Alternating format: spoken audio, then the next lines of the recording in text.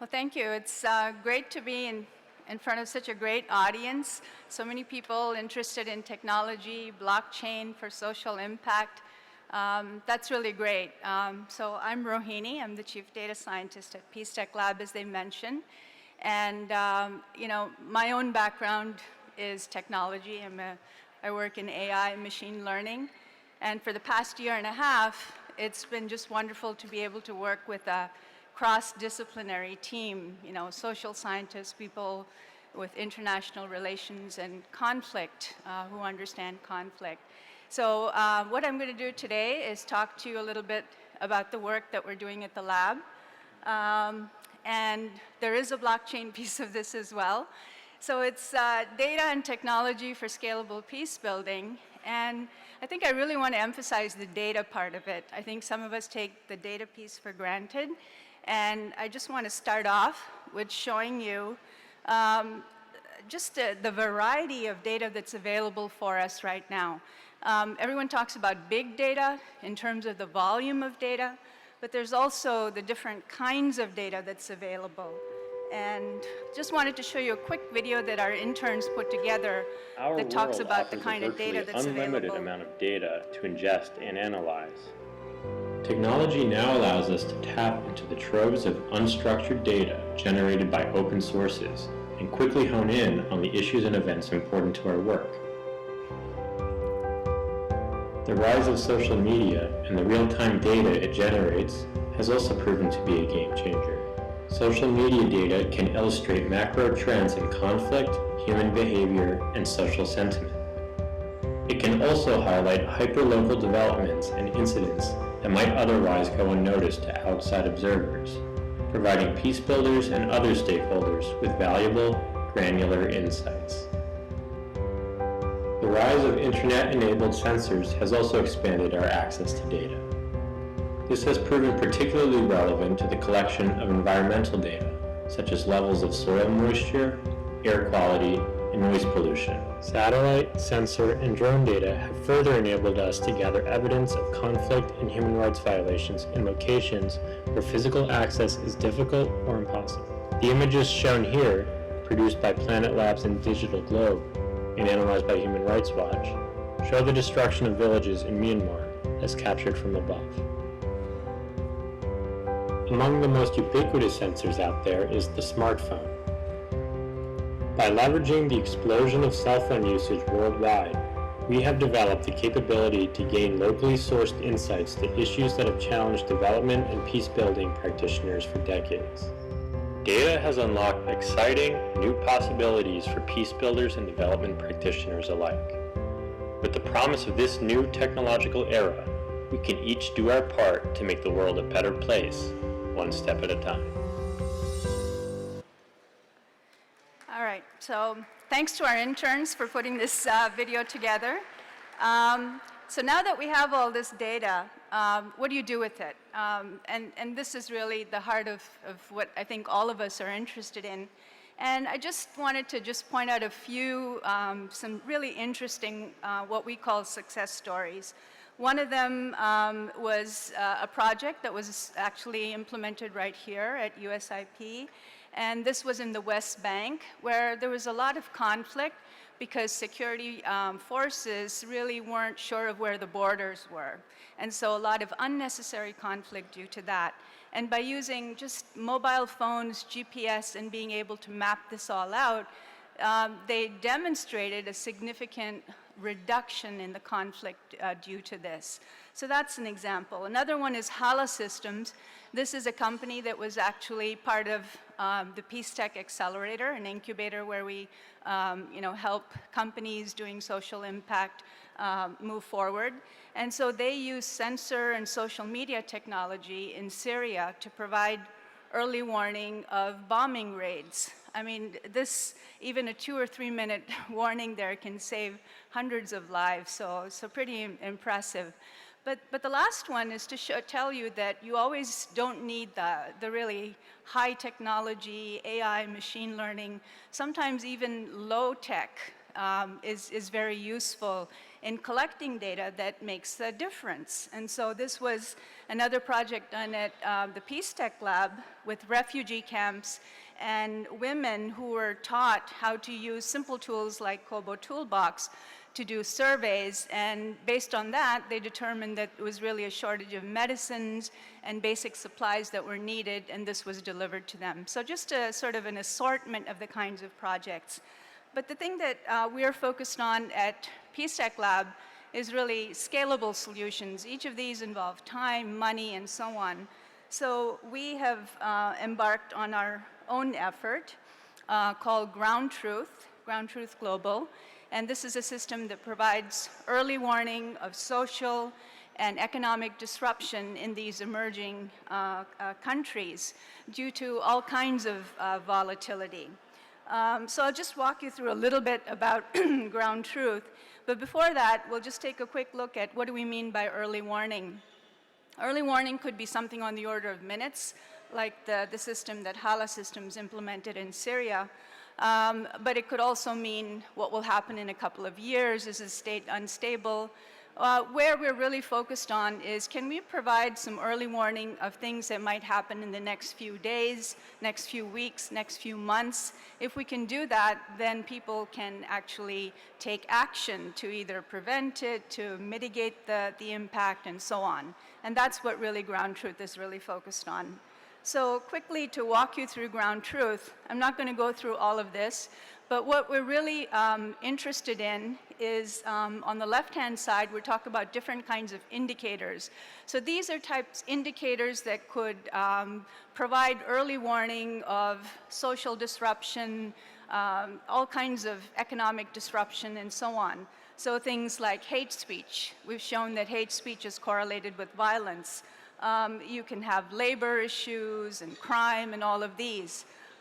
You could then have issues related to water and food security, and finally environmental issues. All of these could lead to conflict, right? And what's really interesting is that we are now at a point where we can actually gather data related to each of these indicators pretty much anywhere in the world.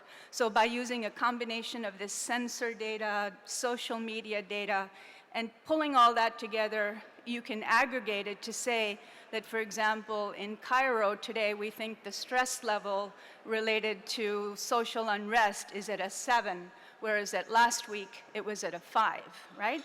So it's really, this is what we're really trying to do with Ground Truth, is pull in all that data, aggregate it, and based on that, come up with various kinds of outputs. One of them is, of course, the early warning system. But ultimately, what we're trying to do is do data storytelling, right? To tell you what's happening, what may happen, and why it's happening, and also, hopefully, what you can do about it as well. So in the time, I don't have time to go through Ground Truth in detail, but these are sort of the countries that we're covering. Bringing each country online takes a lot of effort, and so the countries in blue are what we have. The countries in green are what we're going to be covering by the end of the year. Bringing a new country online involves in curating data sources, lexicons, understanding what are the drivers of conflict in that country. So there's a lot of work that goes on, and we have a fantastic team of people working with us, some of them right here. We're pretty excited about that. I'll just show you one example from Ground Truth. This is sort of the home screen. I don't think you can see much. But this is your typical heat map. You know, what are the hot spots in the world where trouble is going on? I'll just give you one example. So this was on April 22nd, our system predicted that there was going to be some unrest in an area of southern India probably related to water. Now, why is that important? Well, if, for example, you are a corporation, and by the way, the interesting thing about Ground Truth is this is a solution that can be used by a wide variety of organizations, NGOs, aid organizations, but also corporations who are looking for this kind of real-time feedback in these types of countries. So we predicted that on April 22nd there was going to be a protest.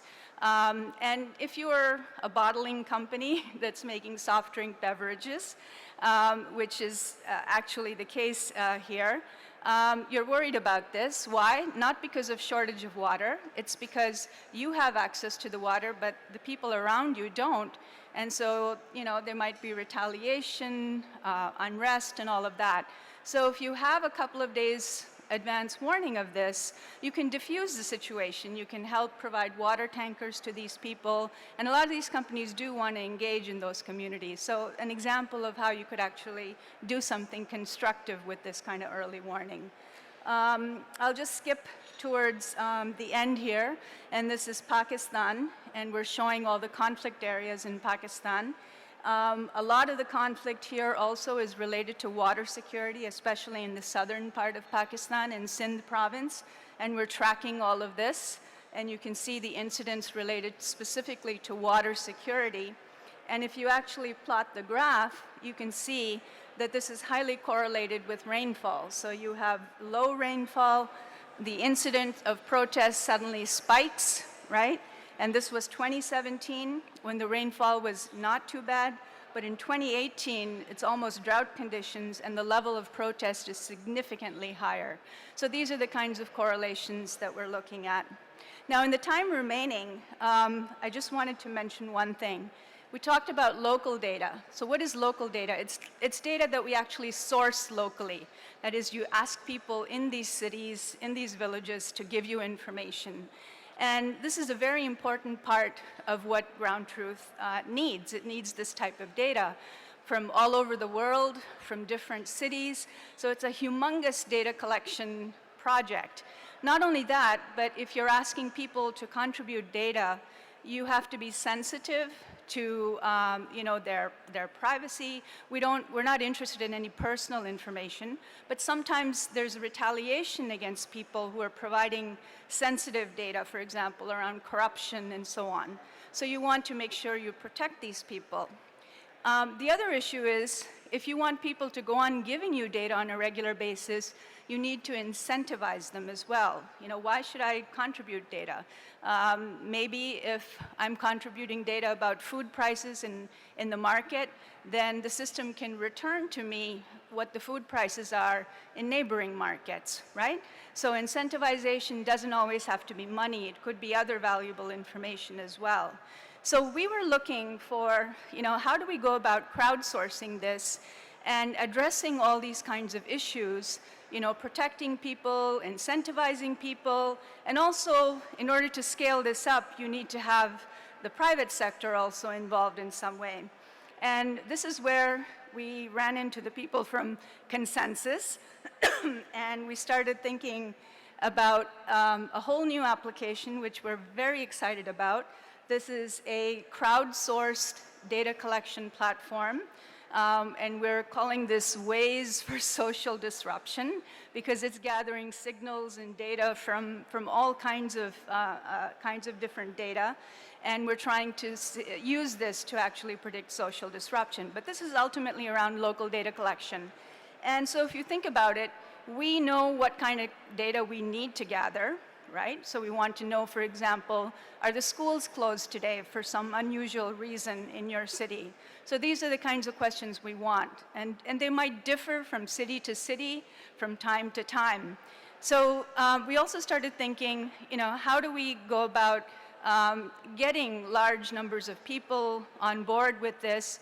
And we started thinking the first people who you think of are taxi drivers. Taxi drivers usually know everything that's going on in the city. And so we were considering a partnership with some of the rideshare companies, because they already have the technology, they have the network sort of built in there. And a partnership with them would really be very fruitful. The other thing we also have to worry about is people, if you're providing incentivization in the form of tokens or whatever that can be redeemed, you have to worry about people trying to game the system, right? So false data. And there again, blockchain can really help. You can have, smart contracts where you can have 2 or 3 people who need to actually validate the data before it gets stored, and so on. So this is one of those perfect applications of blockchain technology. Blockchain's used for a lot of things, but we really feel that this is a really good use of blockchain, because it really addresses some of the problems that we're trying to face. So we're very, very excited about this. So this is something that we're just getting started with, starting with a few cities and then rolling out and hopefully expanding. So I think I just want to end on this particular note.